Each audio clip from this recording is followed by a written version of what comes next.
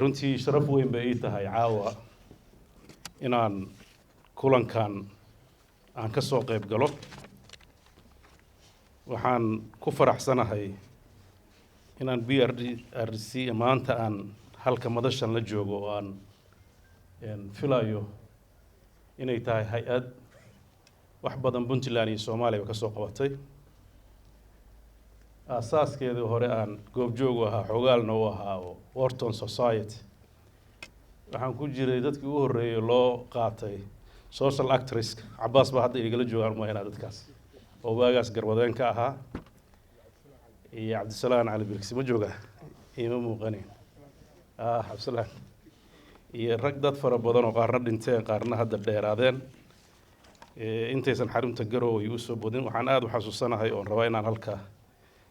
runtii dadkii dhinteen oo tacsiyeeyo khaasatan aadan jaamac biixi oo ahaa dadka lafdhabarka u ahaa xilligaas. intaas haddii aan ka gudbo, dabcan caawa waxaan joognaa waa xarun cilmi baaris.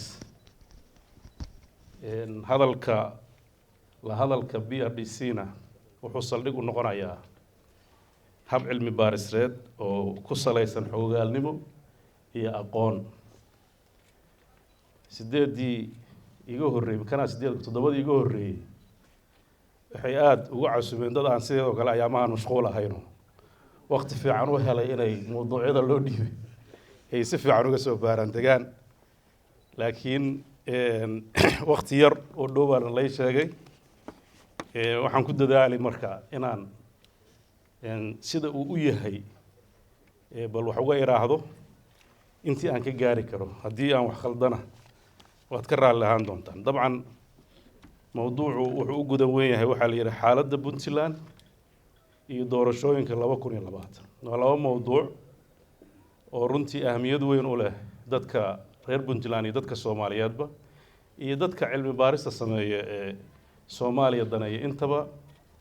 waxaan u baahannahay inaan bal si soo jeedin hordhaca aan sameeyo kadibna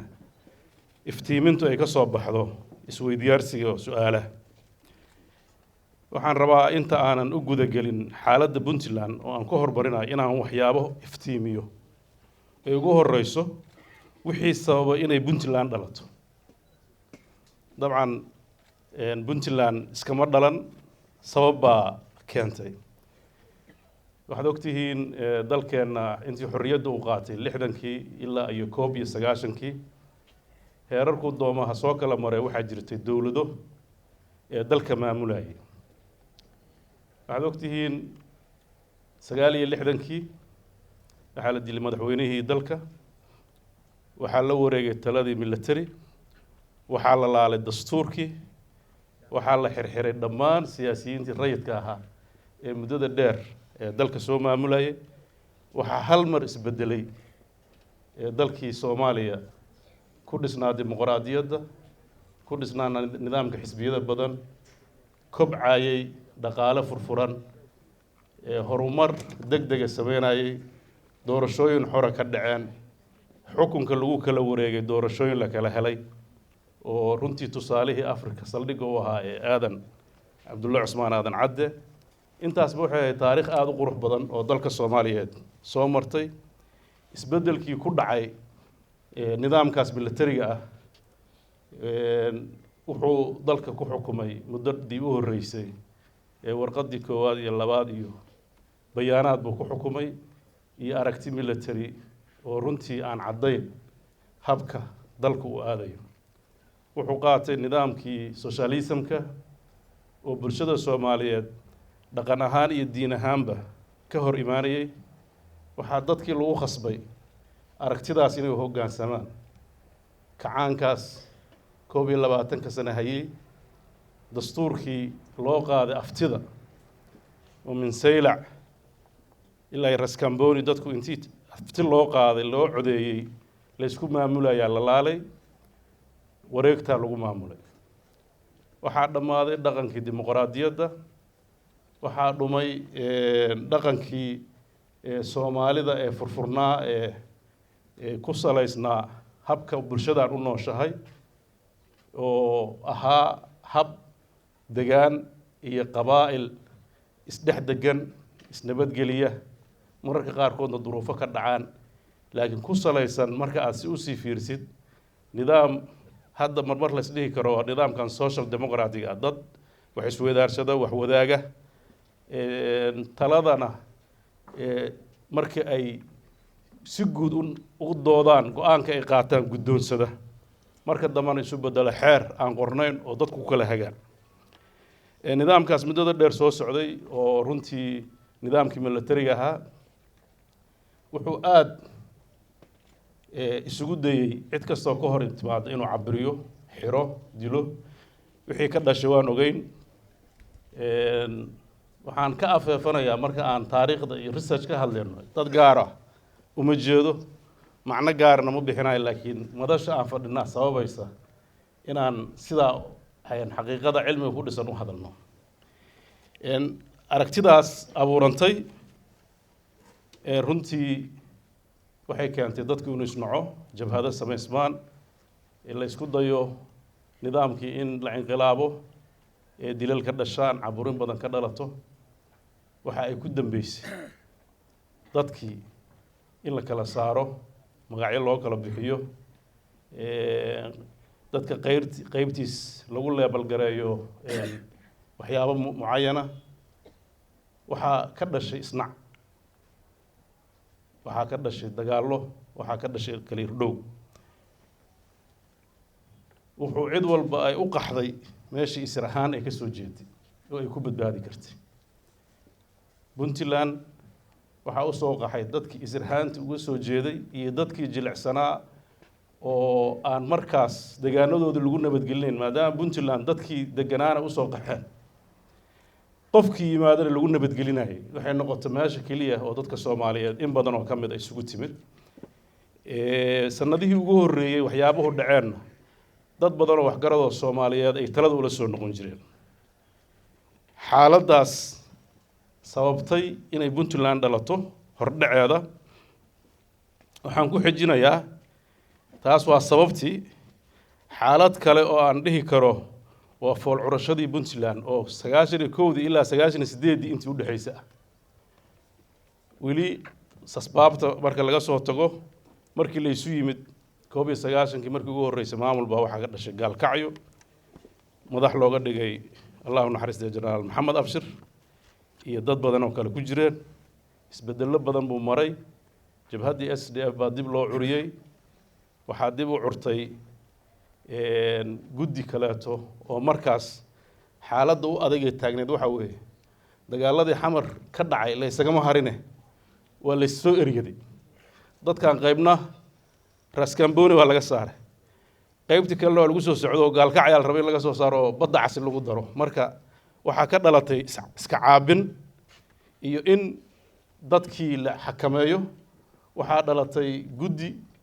isna xaalada degdega ah oo Cabdullaahi Yuusuf hogaaminayay oo kabarka SSDF labadoodaba ay ahaayeen laakiin uu kala muuqda qayb askar ah iyo qayb dadkii madaniga ahaa oo ama siyaasiyiintii hore ahaa labadii marxaladood isugu jiray marxaladaas markii halka la soo garay la isma faarfaarin kii nidaamkaas 21 sano caburinta ku jiray iyo kii ka horeeyay oo la xiray wixii oo dhan SDF ay wada noqdeen laakiin waa laga dheehan karay garbaha SDF in aragtidu ay ku kala duwanaayeen oo mararka qaarkood ay ka jirta aragti kala duwanaan laakiin maadaama dalkii dagaal sokeeyo iyo isr u dhacay cuqaashi dalka joogta waxay aad u xakameysay in ambareeladaas lagu wada hoos jiro sidoo kale inta aysan maamuladaas dhismin dalkii marka ay dhacday xukuumadii oo dadkii dawladda u hayay ay xafiisadii baneeyeen degaan walba dadkii odayaashaha joogay waxay gacanta ku dhigeen maamulkii dowladda ilihii dhaqaalaha saldhigyadii booliiska waxay u dhiibeen guddiyo ay ugu talagaleen inay maamulka ilaaliyaan waxay u dhiibeen ilihii dhaqaalaha meesha markaa ugu muhiimsanayd dalka xilligaas magaalada Boosaaso ahayd oo ay dekada ku taallay guddi baa la abuuray dadka Soomaalidu laba dhaqan bay leedahay oo dhaqankana way ixtiraamaan diintana way ixtiraamaan dad markaas lagu tuhmaayay culimo iyo dad diin ah ayaa gacanta loo geliyo waxa la yiri idinka amaana leh halka haya dabcan labada meelood u daran marka la iska soo galo waa labada meel oo ugu fasaadka badan haddii diinta lagu dhuuntana waa khatarteeda leedahay haddii qabiilka lagu dhuuntana khatarteeda leedahay muddadaas markay saa u dhacday xaaladii xigta waxay ahayd xaaladii dagaalka gaalkacay marka laga soo tagay saxaabintii dagaalkii ururka al-Ittixaad iyo SDF ee gacanta ku hayay dekada Boosaaso iyo deegaano badan oo jiray dagaalkaas waxaan rabnaa inaan si hoos u dul istaago dabcan dad badan oo culimo ah oo sharaf leh oo runtii ka danqanaya bulshada oo si diin ah u arkaya bulshada danaheeda inay waardiyayaan baa jiray iyo ururkaas nasiib darro markii burburka dhacay sida SDF loo wada galay ayaa wadaadadiina waxaa galay dad badan oo dana kale leh ciidamadii dowladda kacaanka ay burburtay badankoodii haddana ururadaas diiniga galeen garay la wada baxeen waxay ka wada noqdeen jabhadaas berigaas jirtay dadkii markaa jooga aad u garanayay waxaa taladii la wareegay askarti oo ay ugu helisay diinta xukun oo weliba ay u sii dheerayd in wixii dadka ka soo cararayeen qayb lagu tuhmaayo waxaa ka mid ah Xasan Daahir Awas dadkii ururkaas ka mid noqdo Boosaaso taladeedii soo galay marka waxaa dhacay iyadana aragti kala duwanaan dadkii ay ka biyo diideen 29kii iyada oo dadka waxgaradka reer Puntland hadda ah xoogoodu ay ka tashanayaan aayaha maamulka iyo dalku siduu u ekaan doono oo u gogol xaaraya inay ka gudbaan kala qaybsanaanta aragtida siyaasadeed ama ururkii SDF garbihiisii oo ku shirsan 54 waxaan u maleynayaa dad markaa halka jooga gooraan habeen iyo maalin ahayn baa loo soo dhacay oo wixii ka dhacay waan ogeyn dagaal culus baa ka dhacay oo dhibaato badan keenay waa runtii nasiib darrada taariikhda soo martay bay ahayd dalka muddo yar kadib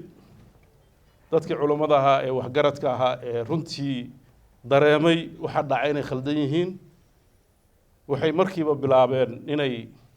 arrinta ay gacanta qabtaan waxaa dhacay dadaallo ay wadaan dad culimada dadkii aqoonta diinta lahaa ay hogaaminayaan iyo waxgaradkii dalka waxaa la darsay xaaladda jirta wada hadallaa furmay waxay goosteen dadka degaankan ahaa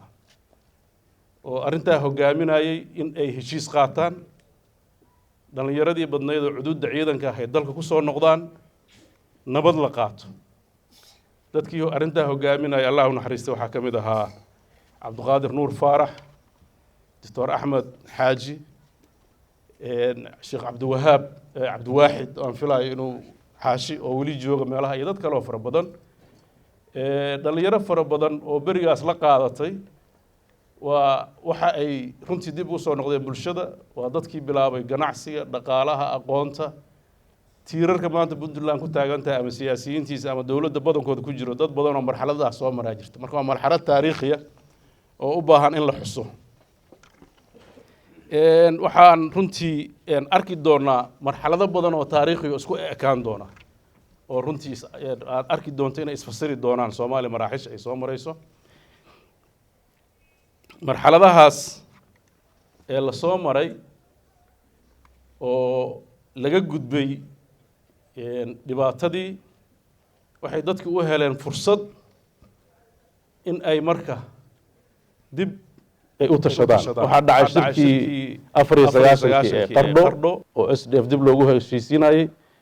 waxa dhacay heshiisyo kale oo heshiiskii SDF Soodra waxa dhacay shirkii markaas shirkii dib u heshiisiinta socday ee kii Addis Ababa ama midkii Qaahira waxaas la wado hadafku wuxuu ahaa in maamulka dadkuna ismaamulaan Soomaali weyna la raadiyo 97kii dadkii hoggaanka u ahaa dadka dhaqan iyo siyaasadba markay arkeen xaaladdu in meeshii la rabay ay taagnayn dalku uusan dhoweyn sida loo fasirayo Soomaalinimadu ay adag tahay waxaa ka dhashay Puntland maanta aan harsanayna 22 sano jirta waxaa dib la isugu yimid Garowe shirar muddo socday kadib waxaa ka dhashay in Puntland lagu heshiiyo curashadii Puntland iyadana maraaxil baan u qaybinaynaa hadii la yiraahdo marxaladda koowaad ugu horeysay curashada waxaa saldhig u ahaa taariikhdaas dheer aan soo marnay oo 1998 kala duwaneyd iyo ugu dambeyn in la garowsaday in maamul la dhisto lagu soo koobay laba hadaf oo ah in lagu ilaaliyo midnimada dadka Puntland dhistay loogu adeego amnigooda lagu sugo waxyaabaha aasaasiga ay u leeyihiin serviceka loo qabto hab dawladeed loo yagleelo hadafka labaad oo ahaa in la raadiyo Soomaalida maqan inteeda kale iyadoo markaas fikirkii saldhig u ahaa sida kaliya lagu soo noqon karo inay tahay maadaama shirarkii 19 ilaa 97 soconayay Soomaali la soo arkay waxa aad u soo ifbaxay in nidaamka federaaliga guddig looga dhigo Puntland aasaas looga dhigo runtii aragtidaas waxaan u qaybinayaa maraaxilada u horeysa waa marxaladii curashada iyo gardaadinta oo 98 lagu doortay madaxweyne Cabdullaahi Yuusuf Allah u naxariiste markii ugu horeysay loo igmaday dhowr arrimood oo dhinaca sharciga jaartarka uu dhigay ugu horeyso in dadka la tiriyo in tirakoob la sameeyo in doorasho muddo 3 sano ah ka dhacdo marka inta laga tago inuu dawladnimadii aasaaso oo ugu horeyso inuu ciidamada mideeyo inuu canshuurta mideeyo dakhliga markaas oo kala qaybsanaa magaalo walba iskeeda isku maamulaysa markii dalku inta hore SSDF waxay ambareelaha siyaasiga oo shirar ka qayb gala laakiin magaalo kasta waxay lahayd checkpoint gaar ah oo dakhli ka abuurto oo arrimaheeda ay ku xaliso iyada iyo odayaasha qabaa'ilka runtii muddo yar oo kooban buu wuxuu lagu guuleystay iyadoo markaas dadkii tababarnaa ee muddada dheer dawladdu ay soo tababaraysay dawladdii Soomaaliya ka soo faa'iideystay ay xilki qabteen markii ugu horeysay 9 wasiir baa lagu bilaabay taliyaasha ciidamada booliiska iyo daraawiishta la yeegleelay ciidamadii baa la xareeyay waa la tababaray iyagii oo dhan baa la isu geeyay waxay la wareegeen dhammaan gobolada iyo degmooyinka Puntland maanta ay tahay waxyaabaha taariikhda una xisto u baahan waxaa ka mid ah horaantii u horeysay 99 markii ugu horeysaba magaalada Buuhoodle waxaa ka mid ahayd magaalooyinkii customka laga sameeyay dakhliga laga soo ururiyay laga sameeyay dhammaan hay'adihii dawladda oo faction ka noqday waan dib aan u eegi doonaa 22 sano maxaa iyadana haddana isbedelay marxalad waxay ahayd bilow qurux badan oo runtii shaqo badan la qabtay waxaa la gaari waayay qodobkii ahaa in 3 sano doorasho lagu qabto oo dastuur lagu sameeyo oo dadku is doorto runtii caadifad badan baa jirtay waa muuqanaysa inaan 3 sano lagu gaari karin laakiin haddii waxay ahayd loolankii siyaasadeed oo badnaa oo jiray wax walba oo meesha lagu soo qoray laba kooxood bay ahayd koox dadka siyaasiyiinta markaas loo maleynayay inay xukunka ku guuleysan doonaan oo ciidanka u badan oo iyagu rabtay inay si degdeg ah mar u gaaraan xukunka si ay u fuliyaan hadafka iyo wixii ka guuxayay iyo koox aqoon-yahana oo baqdin ka qabto oo dabar badan u dhigayay oo 3 sano waxa samee maaragtay waa la ishayay marka ishayntii iyadana waxaa ka dhalatay marxaladii labaad ee murkacashada dawladdii khilaaf ka yimid laba u kala jabtay dagaaladii isimadii kala jabeen koox xilkii ka qaaday madaxweyne Cabdullaahi Yuusuf iyo koox dooratay oo mar labaad doortay baarlamaankii baa kala jabay maamulkii baa kala jabay intii meelihii dakhliga oo markaa u muhiimsaneed Boosaaso iyo meelihii la mid ahaa isimadii waaweynaayo cabdullaahi xil ka qaado yiri xilkaagii ma aadan gudanay gudoomiyaha maxkamadda ku wareejay ayay raaceen in kale oo kaleetana waa ay diideen dagaalkii boosaaso ka dhacay ee koobnaabaa dhacay kadib maamul kale ayaa halka lagu yagleelay oo odayaashii intii hartay waxay ku doorteen jaamac aljaamac inuu madaxweyne yahay madaxweyne cabdullaahi yuusuf iyo golihiisa wasiirada qayb ka mid a baarlamaankiisa waxay degeen mudug oo ay saldhig ka dhigteen iyaguna waxay markaas noqdeen dowladdii sharciga ahayd bay isku tilmaameen labadaas khilaaf baa ka dhashay kadib muddo yar kadib madaxweyne cabdullaahi yuusuf mar labaad ayuu xuduud military haddana dalka ku qabsaday marka uu qabsaday kuma ekaan keliya xuduuddii military wuxuu furay wada hadal iyo dhexdhexaadin ugu dambeyntii sababtay marxaladii saddexaad oo loola galo marxaladii oo laga soo doogay khilaafkii dhacay heshiis lagu guuleystay in mar labaad puntland cagaha loo istaajiyo waa labadii marxaladood oo madaxweyne cabdullaahi yuusuf iyo madaxweyne maxamed cabdi xaashi ay isaga dambeeyeen waxaa dadka reer puntland ay runtii daba qabteen mar labaad xaaladii adkayd oo ay dhici kartay in ay maaragtay iyaguna wixii soomaaliyada kale ku dhacay inay ku dhacdo waxaan aada uga mahad celinaya intii ka qayb qaadatay in marxaladdaa laga gudbo marxaladdaas waxaa xigtay intii lagu guda jiray marxaladdii dhismaha dowladda federaalka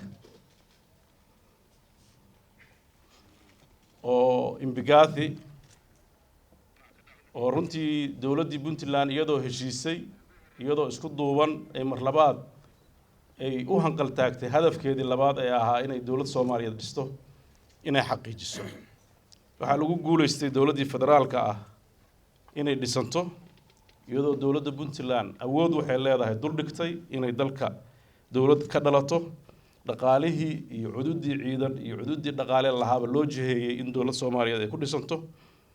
marxaladdaas iyadoo meel fiican marayso laakiin iska caabin iyo diidmo fara badan ay jirto ayaa waxaa dhashay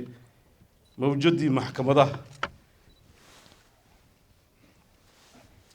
mawjadda maxkamadaha ee ka curtay soomaaliya ama muqdisho koonfurta inta badan runtii mawjaddaas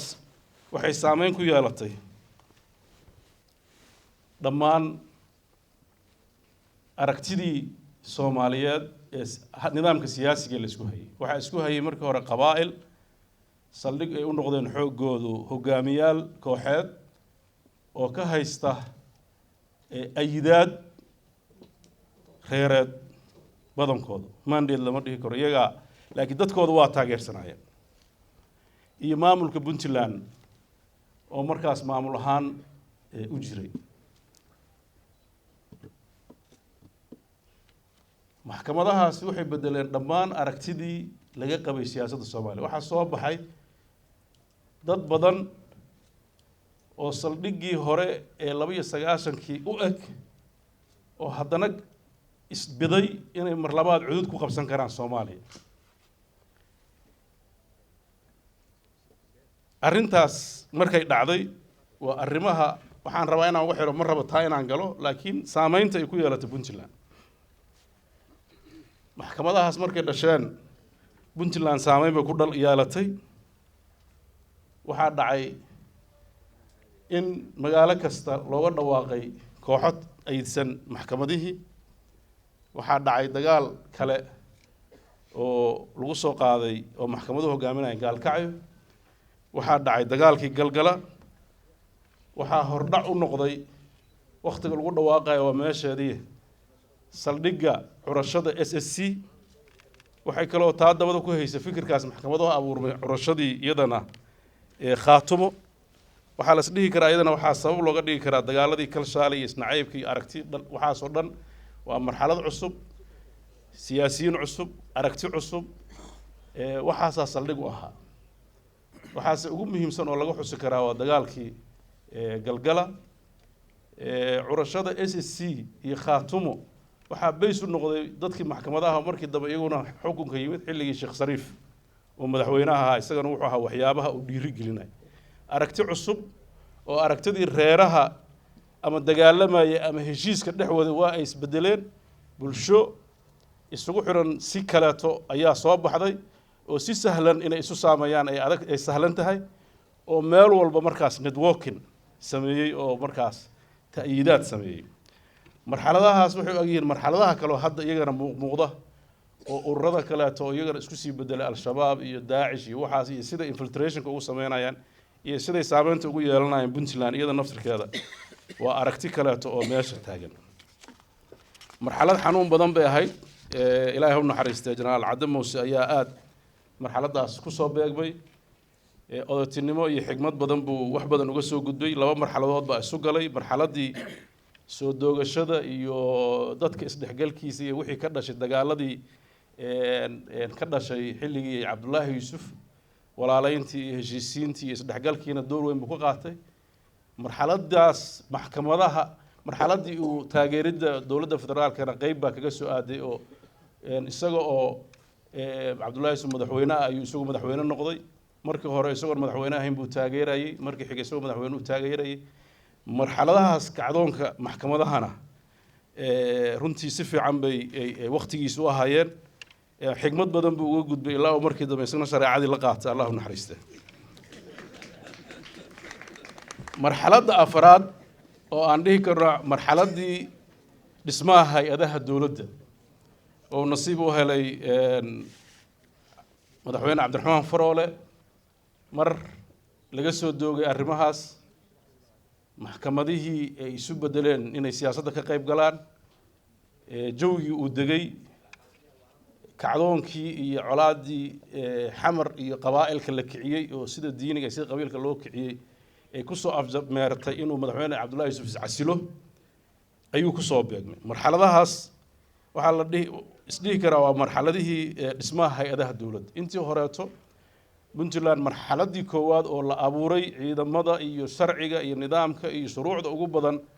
oo hay-adaha dowladda lagu aasaasay ama establishment actiga markii ugu horeysay 2000 baa la sameeyay oo wasaaradaha loo sameeyay runtii xeerar fiican iyo shuruuc badan baa ka dhalatay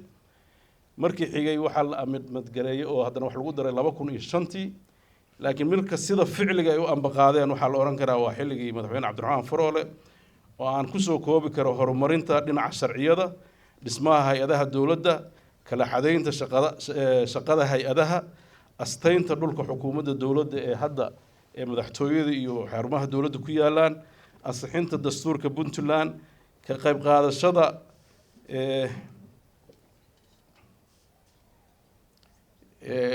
iyagoo ka qayb qaatay nidaamkii dowladda federaalka ay uga baxaysay kulmeel gaarnimada Garowe 1 iyo 2 iyo Gaalkacyo iyo ugu dambeyn ansixinta dastuurka kumeel gaarka ee maanta ay dowladda federaal ku shaqeyso intaasba waxay ahayd marxalad la isdhihi karo Puntland waa marxaladii ay u ekaatay dowladnimada oo duruufahaas adag ee maraaxishii hore soo haystay ayna haysan ay heshay fursad ay caalamka kula xiriirto hay-adihii ay dhismaan dowladnimadii ay shaqeyso shaqaalaha dowladdu ay kabceen ciidamadu ay isbedeleen inkastoo ay haraadigii marxaladii hore oo ugu darneyd al-shabaab iyo pirateska oo iyagana daahira cusub ahaa ee marxaladiisii ahaayeen laakiin haddana dowladnimada maanta aan ku naaloonayno waxaa la isdhihi karaa bayskaas xilligaas ayuu si fiican institutionadu ay u dhismeen marxaladda shanaad waa marxaladii Dr. Cabdiweli Maxamed Cali Gaas oo iyadana aan isdhihi karo waa marxaladii la fuliyey kaabayaasha dhaqaalaha dhismahooda oo ugu horeyso dhismaha garoonka Boosaaso iyo Garowe maraaxishu waa iska baayeen afkaar kama hadlaayo waxaan ka hadlayaa waxyaabihii dhacdhacay dabcan garoonka Boosaaso iyo Garowe labadaba fikir ahaan iyo shaqo ahaan wuu ku horeeyay Cabdiweli laakiin marxaladda sida ficilka u fuleen kaabayaasha dhaqaalaha marxaladaas ayay ahayd runtii labadaas marxaladood oo muhiimadda leh waxaa kale oo iyadana marxaladiisa xoog lahayd ka qaybgalka dhismaha nidaamka dowladda ee federaaliga oo u horeysay in hay-adihii dowladda ee federaalka iyo hay-adihii dowladda ee stateka isla falgalaan oo shirar badan qabsoomaan oo nidaamka new dealka iyo aad u shaqeeyo inkastoo caqabad u weyn oo laga dhaxlay ee ahayd xilliga madaxweyne cabdiraxmaan faroole waxaa jira nidaam iyo ka horba ilaa iyo burburkii 90-ka Puntland waxay ku doodi jirtay nidaamka la yiraahdo bottom up approach-ka in qolo walba is dhisto dadkiyo nin walba dhisay dadku isku tago dalka markaas saa lagu kala wadaago nidaamkaas xilligii cabdiraxmaan waa nidaamkii dual track aha oo runtii caalamku uu maaliyad badan ku bixin jiray oo isteediyadu ay aad u dhismaayeen marxaladaas new dealku caqabadaha uu keenay waxa kamid ahaa new dealka waxa loo dhisaan gareeyay wadamada fragile-ka ah maxamed baas fiican u yaqaanay waa madama nidaam ahaan dhisan laakiin uu jilicsan yahay nidaamkiisa maaliga ah iyo hay'adaha dawladda in lagu dhiso nidaamkaas marka afiirsidu wuxuu u dhisaan gareysan yahay nidaam centralized ah habkiisa shaqada marka laga soo bilaabo BSC-yada iyo sida go'aanada loo qaadanayo dawladda deeqda baxsha iyo dawladdaas ayaa go'aanada wada qaata shaqada wada qabta si looga gudbo habka kaleeto ee marka intaan new dealka la keen jiri jiray oo inay hay'aduhu iyagu maamulaan dalalkaas jilicsan oo sida ay la tahay eeda badan baa ka yimid siyaasiyiintii iyo dawlado badan ka dacwooday marka waxa la qaatay in go'aanada la isla qaato si wada jira wadan Soomaaliya oo kaleeto oo la dhihi karo markaas waa fail state waxa moodaa inuusan ku habooneyn marka dhabta loo baaro maxaa yeelay dadkii oo heshiin dastuurkii oo dhammaan nidaamka dawladnimada aan istaagin baa nidaamkii loo new dealku watay lagu khasbanaaday marka dalkiiba si kale wuxuu u koray iyadoo la ogeyn centralized ah oo inay markaas ay maaragtay meel laga wada hogaamiyo faa'iido badan waa leeyahay mashaariic baa ku soo baxbaxday laakiin khaladaad badan baa ka yimid oo mararka qaarkood haddaadan siyaasadda markaas jooga ama qofka markaas jooga si isku fahamtaan oo wixii oo dhan sidoo raba ka yeeli karo iyadana dhibkeeda yeelatay marxaladaas waa marxaladii hadda ani igu xigto mar rabo inaan wax badan uga sii dheeraado marka intaasaan iyadana uga baxaya marxaladda lixaad oo runtii marxaladda hadda aan wali sanadka gaarin ah waxa la qiimeyn doona oo BRDC laga sheegi doona iyadana mar kaleeto markay marxaladeeda dhameysato maxaa yeelay inta kale marxaladooda dhameysteen laakiin qofka sheegi doona u taala laakiin sida aan rabo in anagu u dhigno inoogu dhamaato hadii Ilaahay noo waafajiyaan wax yar ka tilmaamaya dabcan marxaladan waxaan isdhihi karaa waa marxaladda tayeynta dawladda Puntland iyo hiigsiga nidaam dawladeed oo xasilan kuna dhisan sharci iyo kala dambeyn visionka marxaladan la rabo isna inuu qabto waa marxaladaas waxa ugu muhiimsan in ay xukuumaddan cadeyso aragtida dawladda ee xagga waxqabadka dabcan waxay ku soo koobtay 8 yool iyo 3 iyo 60 shaqo howleed marka laan ka hadli doonaa maxaa u qabsama maxaa waa hadda ma caawa ma waxyaabaha iyadana ay xoog saari karto waxa kamid ah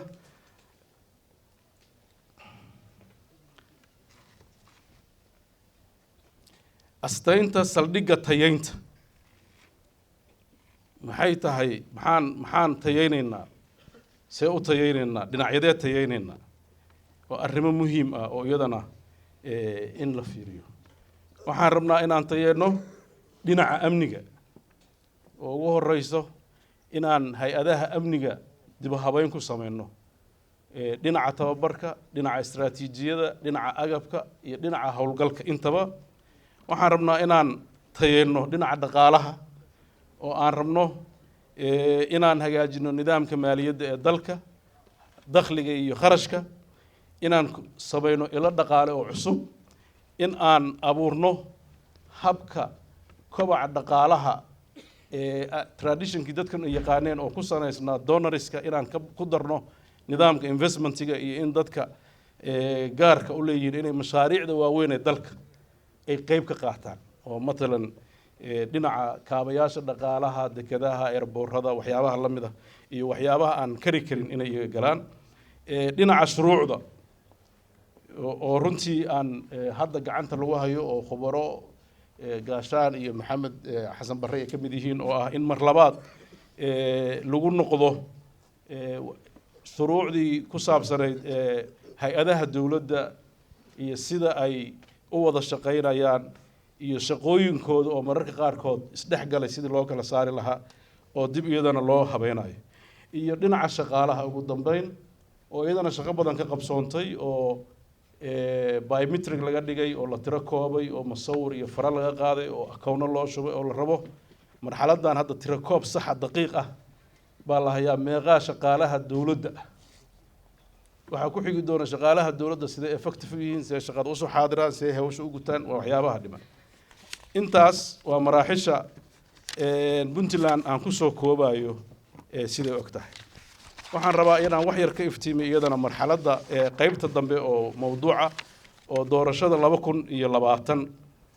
siday u og tahay iyo waxyaabaha ka qabsoomi doona dabcan dalku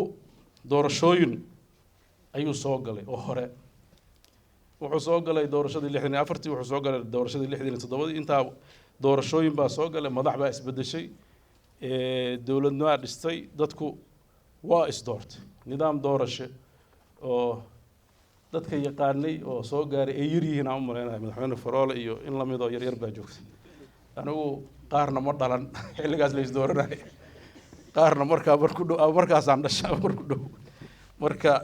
laakiin taariikhdu uma baahna inaad joogto kaliya waxay u baahan tahay inaad daraasiisid runtii doorashooyin khaladaadkay rabaan ahaadaan waxa aan cad oo ay dhacday in qofku uu ka soo galo degaan aan degaanka uu u dhashay sida hadda loo dhigay aan ahayn oo dadkii deganaa ay doorteen ay u arkeen inuu wax u qabanayo oo aan qabiil ku dhisnayn oo aragti xisbi ku dhisan oo qofku uu xor u yahay inuu xisbi yahay iyo inuu independent yahay oo manipulation meel waa ka jira America hadda dimuqraadiyadda gaamurtaba waa waxa hadda aad maqlaysaan wax waa jirjireen laakiin systemku uu cadi yahay la isu dooranayo waxna waa khaladaad hawlwadeennada shaqada haya ay galaan ama corruption ama manipulation laakiin shaqadu ay caddahay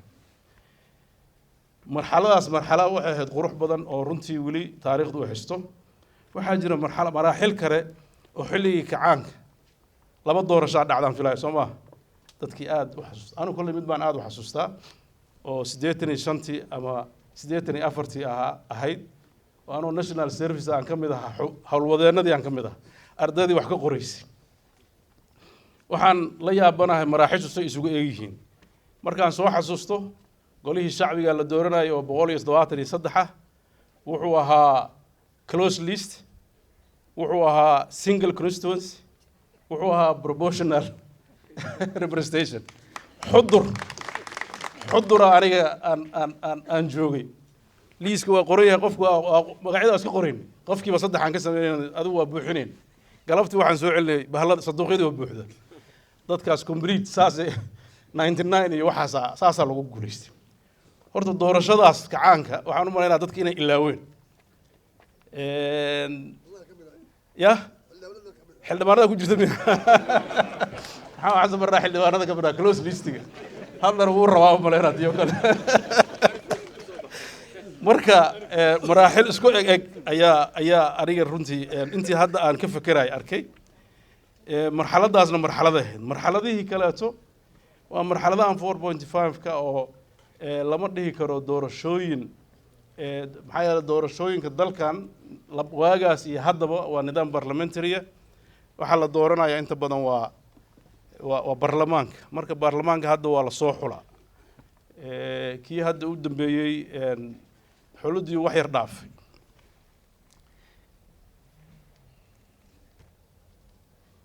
midda maanta maxay salka ku haysaa midda maanta laba aragtiyood ayaa xoog u socda aragtidaas tii kacaanka u ekayd oo liis xiran iyo hal ama xudur joog ama xamar joog hal meel lagu wada ridayaa oo constituency-ga uu yahay single aad baan beryahan u maqlaynay midda dawladdu ay riixayso oo aniga xogta saan ku maqlaayo dadka barnaamijkaas diyaariyay dad kamid ah waa kaadiriintii kacaankii barakaysnaa waxaa kaloo iyadana ku jirta dowladdu inay leedahay waxaan furanaynaa xisbi weyn kaas weyn waxaan u qaatay kii xisbiga madaxa kacaanka Soomaalida oo kale marka kaas waa mid kale asna jirta oo dad baarlamaan ku jira ay promote gareynayaan oo rabaan inay xeer ka dhigaan dabcan xeer doorasho inta aan la samayn dowladaha dimuqraadiga ee dowladdu waxaa u horeysa in dadku dastuur yeesho horta dastuur lagu heshiisiyo marka dastuurka referendum loo qaado waxa umaleynaa dowladda Soomaaliyeed markii doorashada gasho waa markii dastuurka koowaad u dhamaaday 62 miyaan 63 marka dastuur dhammaystiran la yeesho 62 miyaa 62 intaas waa intii aan dhalno waa idinka igu daray dastuur in la yeesho in nidaam doorasho oo dastuurkaas ku salaysan la helo in nidaam xisbiyeed oo isagana qeexan la helo marka inta la helo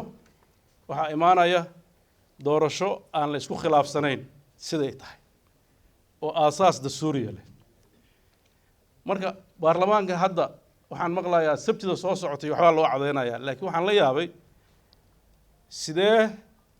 xeer loogu cadeyn karaa aan habraaca nidaamka sharciga amarin iyadoo dastuurkii lagu heshiin iyadoo xeerkii dastuurka waxa weeye waa heshiis bulsho oo dadka matalaada bulshada u leh ay ka heshiiyaan oo markaas haddana mararka qaar haddana dadkii lagu ceeliyo ay cod afti u qaadaan waxaa iiga soo baxday markaan fiirfiiriye barnaamijkan hadda socdo isagana in la rabo 4.5 in xeer laga dhigo oo haddaan 30 sano heshiis la'aan aan dhabarka ku sidan inta dadku kala maqan yahay wixii xeer oo la sameeyo mar walba wuxuu kugu noqonayaa culays ku saaran waxaad ogtihiin ilaa hadda waxaa culays naga haystaan xeerarkii la sameeyay 62kii iyo 63kii ee xaaladii jirtay lagu sameeyay ee dalka oo centralized la sameeyay ayaa wili in badan xeerarkeena maaliyadda xeerarkeen xeerarkaas saldhig waa maxaa yeelay xeerka ilaa xeer bedela la helo xeerka isma bedelayo waxaan idin sheegayaa xeerkan haddii xeer ahaan loo ansixiyo oo la qaato goorta la bedeli doono nin garan kara ma leh kaas hadduu 30 sano ama 60 sano qaato kan meequu qaadan doonaa iyadoo hadda dadkii hore uu ka duwan yahay marka waxaan u baahannahay iyadana doorashooyinka 2020ka Puntland waxay mar walba ay soo dhaweynaysay inkastoo runtii iyada naftirkeeda eedaas ay qayb ka tahay in nidaamka dastuurka la soo afjaro dalkana nidaam dimuqraadiya oo lagu wada kalsoon yahay la geliyo saldhigiisu yahay federaal ani ma dhahay midnimadu waa muqaddas iyo waayadan kelmadda muqaddas ilaahay waa kelmad diiniyo malakul quduus yani wax aan muqaddas ama jiraan wax kasta oo siyaasadeed waa wax heshiis ah oo u baahan in laga heshiiyo laakiin waxaan u baahannahay inaan ilaalino midnimada iyo federaalka waxa kale oo u baahannahay wax xeer aan laga wada heshiisin inuu dalkan xeer u noqon waxaan aad uga xumahay in hadda xeerar badan oo boobsiisa ay socdaan waxaan runtii u baahan tahay dadka reer Puntland inay hadda wixii ka dambeeya mustaqbalkooda si dhab ah matalaad iyo cod dheer uga qayb galaan oo aan lagu sii dayn xaaladuhu markay abuurmaan Puntland waxaa ka soo baxa dad dana gaara leh ururo samaysta maamulaan dhisaynaa dhaha kooxo askar ah meel ku ururiya waxaasoo dhan waa fenomeno Puntland hore u soo martay kuwii sameeyeen ay tageen Puntland ay weli jirto waxaan u sheegaynaa Puntland waa jiraysa haddii ilaahay idmo wax kasta oo ka hor imaanaya shuruucda dalka iyo sida dadku wuxuu ku heshiiyana ma noqon doonto waxay Puntland aqbasho sidii horeba ay mar walba positionkeedu wacdaa dabcan anigu hadda ka hor dhici maayo positionka Puntland gacanta lagu hayaa laakiin waxaan diyaar u nahay wada hadal dhab ah oo muuqda oo fagaarahan oo kale ah xataa dadku inay heshiiyaan aan diyaar u nahay dadku waxaan rabnaa dawlad xasiloon inay yeeshaan dadka waxaan diyaar u nahay puntland magaceedaan oo ku hadlaya horumar iyo inay ka baxdo isjiidjiidka waxyaabaha dalka soomaaliya phenomenal cusub ku ah waxa weeye dalkii iyo degaankii iyo dadkii ballaarnaa wax la weydiin maaye qof iyo labo oo hadda aadan mararka qaarkood xataa saldhig degaan aan lahayn ilaa waxaan ka hadlayno waa dimuqraadiyad iyo doorasho annagu qof ahaantiisa ka hadli mayno laakiin doorasho dimuqraadiyad haddii la yidhaahdo maxaa la oran jiray waa majority rule minority rights marka dadka xukunkiisa xaqa u leh waa inuu ballot box ku yimaadaa tiro iyo wuxuu ku imaanayaa iyo degaano iyo wixii lagu heshiiyey qof aan intaasna saldhig ku lahayn ma hor istaagi karo masiirka ummadda arrintaas marka waxaa la rabaa dadka reer puntland dadka soomaaliyeedba inay si fiican u fiiriyaan oo marxaladihii horeeto marxalad ka duwan ay soomaali gasho oo aan oran karo marxaladda dhab u hadalka inta aan la heshiin horta in dhab loo wada hadlo guddiyada la magacaabayo hadda la leeyahay dib u heshiisiinay samaynayaan oo maalin dhoweyd xildhibaan cali uu sida cad uu uga sheegay baarlamaanka laakiin waxaan ka xumahay meesha lagu cudur daaraa ninkii ma cudur daara niman kala hadlaaya oo waxay leeyihin waa ka xunnahay ninkii hadduu khaldamay waxaa la rabaa inuu bulshada la hadlo oo wuxuu ku khaldamay sheego horta wixii uu sheego oo dhow waxaasaa iri waxaasna waa ka cudur daara markaasaa la fiirin karaa inuu munaasab yahay in la cafiyo waxaa dhib ah in dadkii dalkan burburkiisa qaybta ka ahaa oo la cafiyey oo maxkamado la saarin inay mar labaad haddana ay dalkii intay dhex galeen ay leeyihiin guddiyada dib heshiisiintaan nahay xeerarkii dalkaan dejinaynaa nidaamka doorashada annagaa astaynayna warkaas runtii waxaan rabaa dadka reer puntland inay indhaha furaan hadda meel kale hadda SDF lama noqon karo Ethiopia lama carari karo waxaa la rabaa inaad markaan aad dhufayska si fiican u gashaan oo runta aad oo dalkan maaragtay si sax loo waa mahadsantihiin wassalaamu calaykum waraxmatullahi